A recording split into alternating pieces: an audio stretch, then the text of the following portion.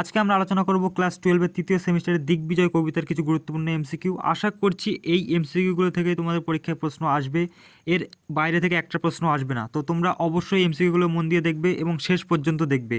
তো চলো এমসিকিউগুলো দেখা যাক। প্রথম নম্বর প্রশ্ন, এই হৃদয়ের খাপে ভরা, হৃদয়ের খাপে কি ভরা আছে? উত্তর খ, মন্ত্রপুত অসি। 2 নম্বর প্রশ্ন, নিশ্চিত পৌঁছবো, কে পৌঁছবে? উত্তর গ, কবি বা কথক।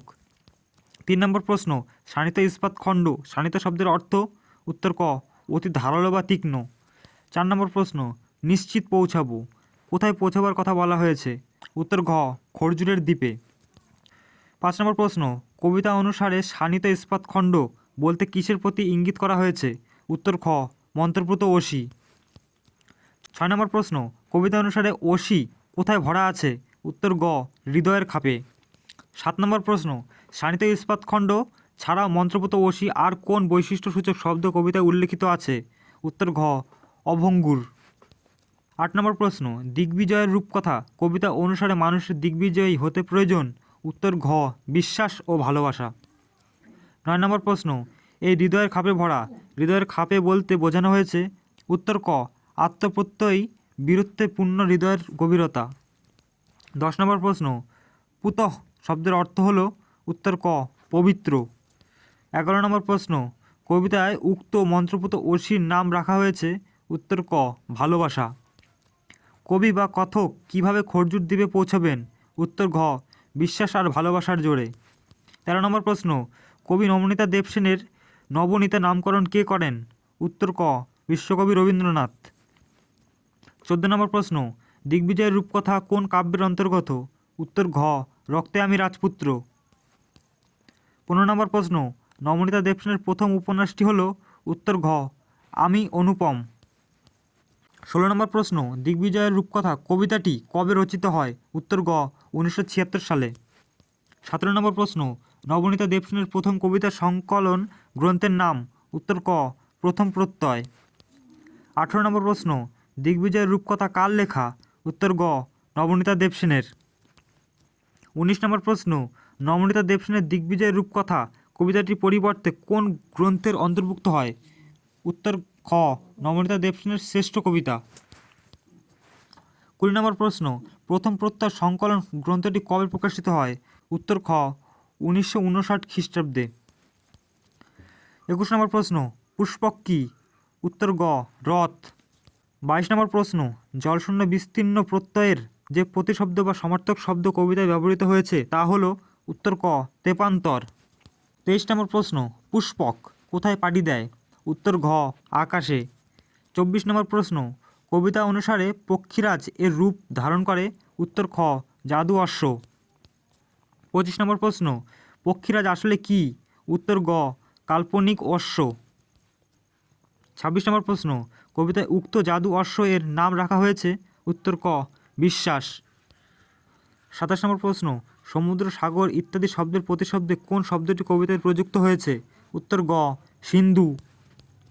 28 নম্বর প্রশ্ন, পক্ষীরাজ রূপে জাদু অশ্ব কোথায় ঘুরে ফেরে? উত্তর ক, তেপান্তরে।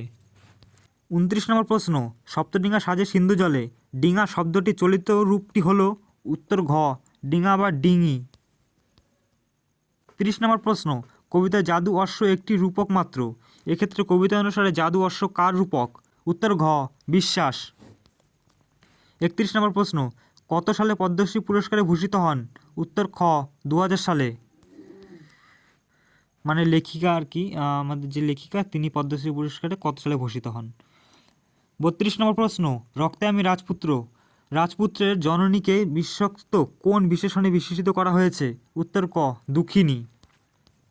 33 নম্বর প্রশ্ন, নবনীতা দেবসেনের প্রথম গল্পগ্রন্থ কোনটি? উত্তর গ, মসিয় হুলোর হলিডে। 34 নম্বর প্রশ্ন, রক্তে আমি রাজপুত্র, এখানে রক্তে অর্থ হল? উত্তর গ, চারিদিকে দৃঢ়তায়। 35 নম্বর প্রশ্ন, কোন গ্রন্থের জন্য নবনীতা দেবসেনের সাহিত্য একাডেমি পুরস্কার পান? উত্তর গ, নবনীতা। রক্তে আমি রাজপুত্র, এখানে প্রকৃত অর্থে আমি কে? উত্তর ক, নারী জাগরণের প্রত্যয় স্বয়ং কবি বা লেখিকা। 37 নম্বর প্রশ্ন, দিগ্বিজয়ের রূপকথা কী ধরনের কবিতা? উত্তর খ, গদ্য কবিতা। 38 নম্বর প্রশ্ন, কোন বছর নবনীতা দেবসেনের সাহিত্য একাডেমি পুরস্কার সম্মানিত হন? উত্তর ক 1999 সালে। 39 নম্বর প্রশ্ন, দিগ্বিজয় রূপকথা কবিতাটি কোন ছন্দে রচিত? উত্তর ক মিশ্রবৃত্ত ছন্দে। 40 নম্বর প্রশ্ন, কবিতায় ব্যবহৃত রাজপুত্র শব্দটির প্রতিশব্দ কোনটি? উত্তর ক রাজকুমার। 41 নম্বর প্রশ্ন, শুধু আশীর্বাদ দুটি সরঞ্জাম দুটি হলো? উত্তর গ জাদু অশ্ব ও মন্ত্রপুত অসি। 42 নম্বর প্রশ্ন, কিছুই ছিল না, কি ছিল না? উত্তর ক কবচকুণ্ডল, ধনুক ত্রিণীর শিরস্থান। 43 নম্বর প্রশ্ন, কিছুই ছিল না, শুধু ছিল? উত্তর ঘ আশীর্বাদ দুটি সরঞ্জাম। 44 নম্বর প্রশ্ন, শিরস্থান শব্দের অর্থ কী? উত্তর ক মস্তক বর্ম। 45 নম্বর প্রশ্ন, ত্রিণীর শব্দের অর্থ কী? উত্তর ক বাণ বা স্বর রাখার আধার। 46 নম্বর প্রশ্ন, মরুপথে সে হয় উট, সে কে?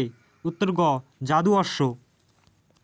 47 নম্বর প্রশ্ন, জাদু অশ্বটি উটের রূপ ধারণ করে যেখানে বিচারণ করতে সেই স্থানটি কবিতায় যে নামে প্রযুক্ত হয়েছে তা হলো? উত্তর ক মরুপথ। 48 নম্বর প্রশ্ন, কবিতায় উক্ত যে আমি, সে কোন রানীর সন্তান? উত্তর গ দুয়োরানীর। 49 নম্বর প্রশ্ন, দুয়োরানী দিলেন সাজিয়ে, দুয়োরানী কাকে সাজিয়ে দিলেন? উত্তর খ দিগ্বিজয়ের যাত্রাকারীকে, অর্থাৎ দিগ্বিজয় যে যাবে বা লেখক বা লেখিকা যার কথাই বলা হয়েছে এখানে, বা ক্যারেক্টারটা ছিল সেটা। 50 নম্বর প্রশ্ন, দিগ্বিজয়ের জন্য ছিল? উত্তর ঘ জাদু অশ্ব। 51 নম্বর প্রশ্ন, দিগ্বিজয় যেতে হবে কাকে যেতে হবে? উত্তর খ কবি বা কথককে। 52 নম্বর প্রশ্ন, দিগ্বিজয়ের অর্থ কী? উত্তর খ চতুর্দিক বা নানা দিক দেশ জয় করা। আশা করছি তোমরা বুঝতে পেরেছো এবং এই কবিতার যে বিস্তারিতভাবে আলোচনা এবং বোঝানো হয়েছে লাইন ধরে ধরে, সে তার লিঙ্ক আমাদের ডেসক্রিপশনে দিয়ে দেবো, তোমরা অবশ্যই গিয়ে দেখে নেবে এবং চ্যানেলটা নতুন হলে চ্যানেলটা সাবস্ক্রাইব করে দেবে। দেখা হচ্ছে পরবর্তী ভিডিওতে। ভালো থাকবে, সুস্থ থাকবে, টাটা।